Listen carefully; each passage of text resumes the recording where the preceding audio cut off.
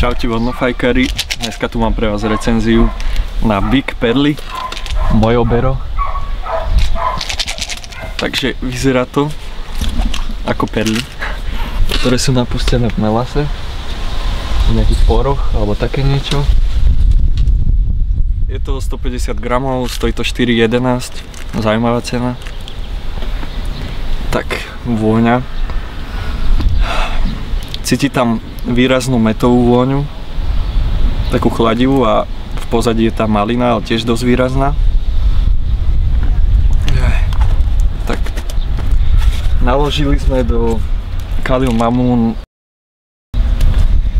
nespomeniem si aký je to typ, 3 metal medium a Kaya Vortex a 3 Coco Smokes uhlíky. Fajčíme cez námorku.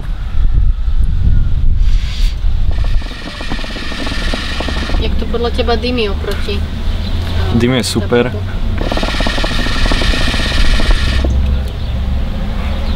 Sice fúka, ale myslím, že je dosť vidieť.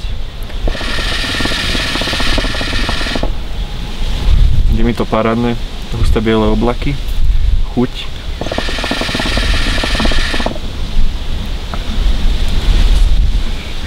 Pri nádychu je to cítiť taký chladivý pocit z tej mety a pri výdychu je cítiť tá malina, taká sladká nejaká.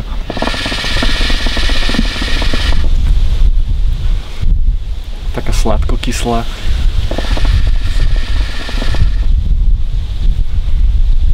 Ale nie je to až také výrazné, ale výraznejšie ako Shiatsu, si myslím.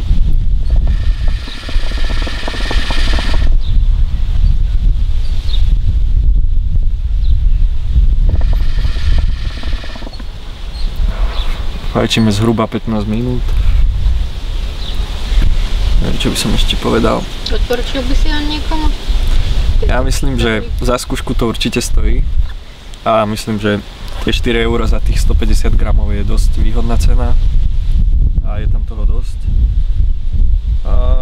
Ale oproti tabaku by som to neuprednostňoval. Možno raz za čas si to dať, alebo tak pre zmenu. Čiže kúpi si to na budúce?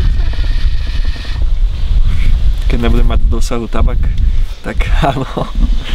Dobre, tak s týmto sa lúčime s vami, majte sa a dajte like, keď sa vám nepáči, like down a subscribujte.